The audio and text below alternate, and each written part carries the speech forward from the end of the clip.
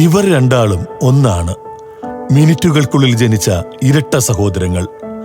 AK നസീറും നവാസും Punalur സ്വദേശികളാണ്.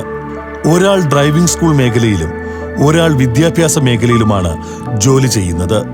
ശാസ്താംകോണം കീഴൂട്ട് വീട്ടിൽ ജനിച്ച ഇരുവരുടെയും ജീവിതയാത്ര കുറച്ച് വ്യത്യസ്തമാണ്.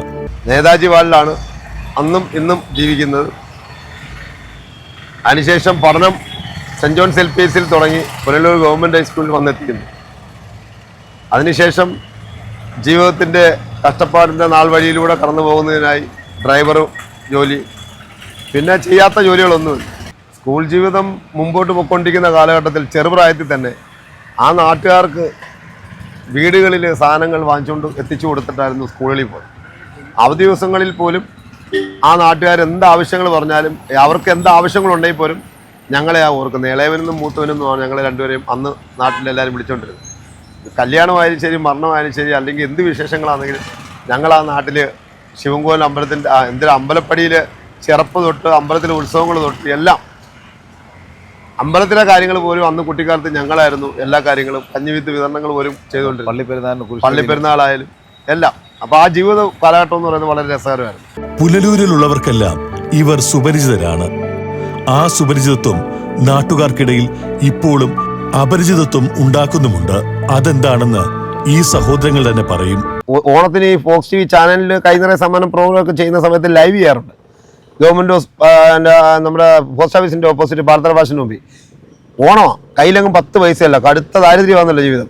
അപ്പോൾ അങ്ങനെ പോയിക്കൊണ്ടിരുന്നപ്പം ആ പോസ്റ്റ് ഓഫീസിൻ്റെ അവിടെ നിന്ന് തന്നെ ഒരു സ്ത്രീ എൻ്റെ കൈക്ക് പിടിച്ച് സ്റ്റെപ്പിൻ്റെ അങ്ങോട്ടും കൊണ്ടുപോയിട്ട് പറഞ്ഞ്, ഇനി മേല എന്നെ പൈസ ചോദിച്ചുകൊണ്ട് വിളിച്ചേക്കരുത്, എന്നാ ഇനി ഇതുകൂടെ അപ്പം കഴിഞ്ഞില്ലേ, ഇനി ലൈസൻസ് കിട്ടുമല്ലോ, ഇനി എന്നാ എനിക്ക് ടെസ്റ്റിന് വരണ്ടേ എന്നും പറഞ്ഞ് 2500 രൂപ എടുത്ത് എൻ്റെ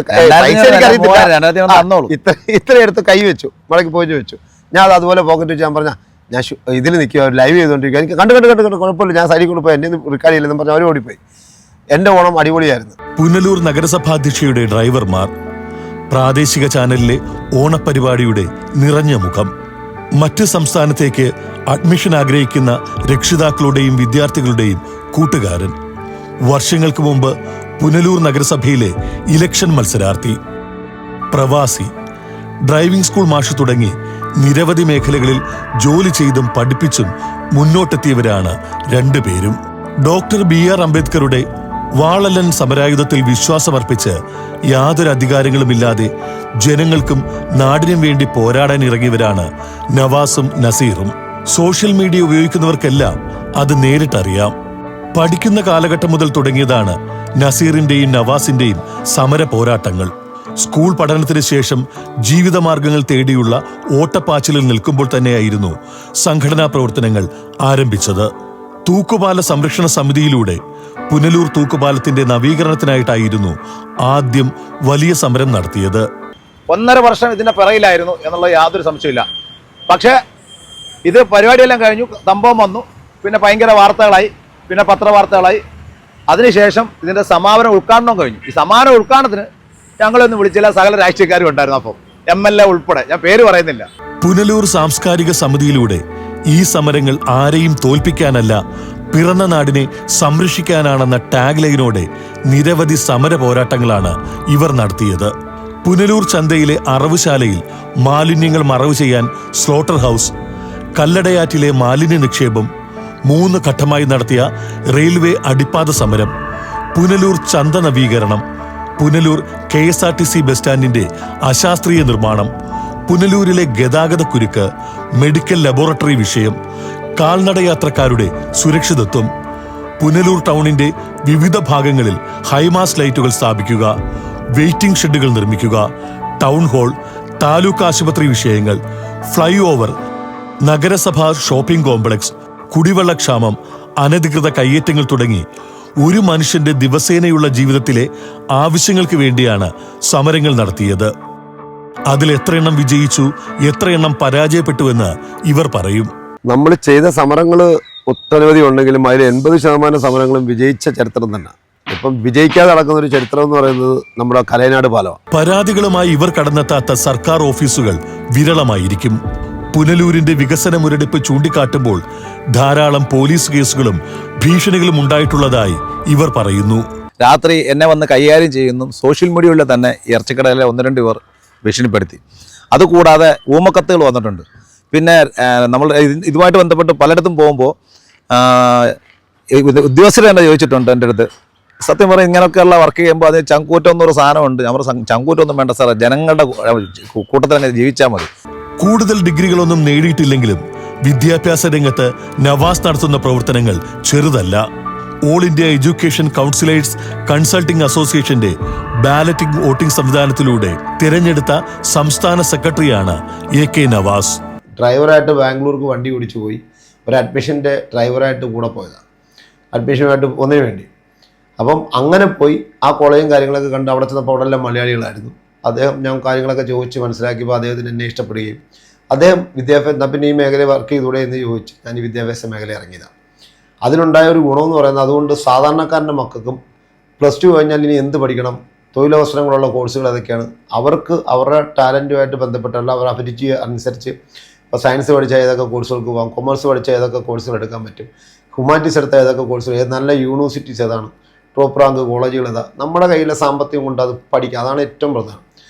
പൈസ കയ്യിലില്ലാത്തവർക്കും ഹയർ സ്റ്റഡീസ് ചെയ്യാൻ പറ്റുന്ന ഒരു മേഖല വിദ്യാർത്ഥികൾക്ക് പറഞ്ഞു കൊടുക്കുക എന്ന് പറയുന്നത് വലിയ സന്തോഷമായിട്ടുള്ള.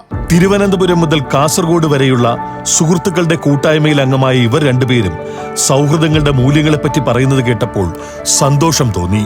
ഇപ്പോൾ കേരളത്തിലെ ഫ്രണ്ട്സ് ഓർ വലിയൊരു ഗ്രൂപ്പാണ്. ഇപ്പോൾ ഞങ്ങൾ ഒരു പ്രോഗ്രാം കഴിഞ്ഞ് വന്നേ ഉള്ളൂ. ഇവിടെയൊക്കെ അവർക്കെല്ലാം തോന്നുന്നത് ഞങ്ങളുടെ കോംബോ, ആ കോംബോയുടെ പ്രത്യേകം എന്ന് പറഞ്ഞാൽ ഞങ്ങൾ തമ്മിൽ ഇപ്പോൾ ലോകത്തുള്ള എല്ലാ പ്രശ്നങ്ങളും ഉണ്ടാകുന്ന പണത്തിൻ്റെ പേരില്ല. ഞങ്ങൾ തമ്മിൽ ജീവിതത്തിൽ ഇന്ന് വരെ സാമ്പത്തിക ഇടപാടില്ല. അതിനപ്പുറം വേറെ കാര്യമുണ്ട്. ഇതുണ്ടോ എന്ന് ചോദിച്ചാൽ ശരിയാണ്, ആ ഈഗോ വരാത്ത ഒരു മനുഷ്യനും ഇല്ല, ഈഗോ ഉണ്ടാവാറുണ്ട്. ഇവനിപ്പോൾ ഏത് കാര്യങ്ങൾ തുടങ്ങണമെങ്കിലും എൻ്റെ അടുത്ത് ചോദിച്ചിട്ടാണ് ചെയ്യുന്നത്. ഞാനിപ്പോൾ എന്തെങ്കിലും ഒരു കാര്യം തുടങ്ങണമെങ്കിലും അത് ചെയ്യണമെങ്കിലും നമ്മളത് ആലോചിക്കുന്ന സമയത്ത് ഡേറ്റ് ഫിക്സ് ചെയ്തിട്ട് അതിന് 2 ദിവസം മുമ്പ് ഞാനും വരും. ഞാനിപ്പോൾ ഇവിടെ ഇല്ലെങ്കിൽ പോലും ഞാൻ അപ്പോഴേ ഓടിയെത്തും. ജനങ്ങൾക്ക് വേണ്ടിയാണ് പ്രാദേശിക സർക്കാർ പ്രവർത്തിക്കുന്നുവെന്ന് അവകാശപ്പെടുമ്പോഴും സർക്കാരിന്റെ തീരുമാനങ്ങളിൽ ജനാഭിപ്രായങ്ങൾക്ക് യാതൊരു പ്രാതിനിധ്യവും ലഭിക്കുന്നില്ല എന്നതാണ് ഇവരുടെ പക്ഷം. ജനങ്ങൾക്കാവശ്യമായ ഏതു സൗകര്യവും നൽകാൻ കഴിഞ്ഞ കുറച്ച് ദിവസങ്ങൾക്ക് മുമ്പ് പുനലൂർ ടൗൺ കേന്ദ്രമാക്കി AK കൺസൾട്ടൻസി എന്ന സ്ഥാപനവും ഇവർ തുറന്നിരുന്നു. A to Z സർവീസ് എന്ന് വെച്ചാൽ നിങ്ങൾക്ക് വീട്ടിൽ ഇപ്പോൾ ഒരു അമ്മ ഒറ്റയ്ക്ക് വീട്ടിലുള്ളവർക്കൊരു മരുന്ന് വാങ്ങണം, നമ്മുടെ ഓഫീസുമായിട്ട് ബന്ധപ്പെട്ടാൽ, അല്ലെങ്കിൽ അവർക്ക് പെട്ടെന്നൊരു ആഹാരം വയ്ക്കാൻ പറ്റിയില്ല, സുഖമില്ലായിരുന്നു, അപ്പോൾ ഒരു ആഹാരം മേടിച്ചുകൊണ്ട് കൊടുക്കണം. ഇങ്ങനെയൊക്കെയുള്ള കാര്യങ്ങൾക്ക്, അപ്പോൾ ഒരു ഉദാഹരണം പറയുന്നുള്ളൂ, ഇങ്ങനെയൊക്കെയുള്ള കാര്യങ്ങൾക്ക് ഞങ്ങൾക്ക് കൊണ്ട് പറ്റുന്ന സഹായങ്ങൾ നിങ്ങൾക്ക് തരുന്നതിന് വേണ്ടിയിട്ടാണ് AK കൺസൾട്ടൻസി എന്നുള്ള നാമധേയത്തിൽ ഈ ഒരു സ്ഥാപനം പ്രവർത്തനം ആരംഭിച്ചിരിക്കുന്നത്. യുവാക്കൾക്ക് മുൻഗണന നൽകി അവരുടെ ആവശ്യങ്ങൾക്ക് പ്രാധാന്യം നൽകാൻ പ്രാദേശികമായി ആരും ശ്രദ്ധിക്കുന്നില്ല എന്ന് ഈ ഇരട്ട സഹോദരങ്ങൾ പറയുന്നു. ഇതിനൊരു മാറ്റമുണ്ടാക്കാനായി AK നവാസ് പുനലൂർ നഗരസഭാ തിരഞ്ഞെടുപ്പിനെ നേരിടാൻ തയ്യാറെടുക്കുകയാണ്. പുനലൂർ നഗരസഭയിൽ പണ്ട് കോൺഗ്രസ് ഭരിക്കുന്ന സമയത്ത് ഞാനായിരുന്നു ഡ്രൈവറായിട്ട് ജോലി ചെയ്തത്. ആ 4.5 കൊല്ലം പുനലൂർ നഗരസഭ എന്താണെന്നും ഒരു നഗരസഭ കൊണ്ട് ജനങ്ങൾക്ക് എന്തെല്ലാം നേട്ടങ്ങൾ ഉണ്ടാക്കി കൊടുക്കാൻ പറ്റുമെന്ന് കൃത്യമായി മനസ്സിലാക്കിയൊരു വ്യക്തിയാണ്. അന്നും എനിക്കറിയാവുന്നൊരു കാര്യം, ഒരു വിഷമം, ഇത് പൊതുജനങ്ങളിൽ ഈ നഗരസഭ എന്തിനാന്നുള്ളത് ഇന്നും നമ്മൾ വോട്ട് ചെയ്യുന്ന പൊതുജനങ്ങൾക്ക് അറിയത്തില്ല. ഈ വോട്ടിൻ്റെ മഹത്വവും മുമ്പേ പറഞ്ഞതുപോലെ തന്നെ ഈ വോട്ട് നൽകുന്നത് എന്തിനാണെന്നും ഈ വോട്ടിൻ്റെ മഹത്വം എന്തുവാണെന്നും പൊതുജനങ്ങളെ അറിയിക്കാൻ കൂടിയുള്ളതാണ് ഈ അങ്ങനെ ഒരു അവസരം കിട്ടിക്കഴിഞ്ഞാൽ പോരാടുക. കാരണം പുനലൂർ നഗരസഭ കൊണ്ട് ജനങ്ങൾക്ക് ഒരുപാട് ഗുണകരമായിട്ട കാര്യങ്ങളുണ്ട്. അത് കൃത്യമായ കൈകളിൽ, അവരുടെ അർഹിക്കുന്ന കൃത്യമായ കൈകളിൽ എത്തുന്നില്ല എന്നുള്ളതാണ് സത്യം. വിമർശനങ്ങളും കുറ്റപ്പെടുത്തലുകളുമല്ല ഈ നാടിന് ആവശ്യമെന്നും പ്രവർത്തനശേഷിയുള്ള ഒരു സമൂഹത്തെയാണ് വേണ്ടതെന്നും ഇവർ പറയുന്നു.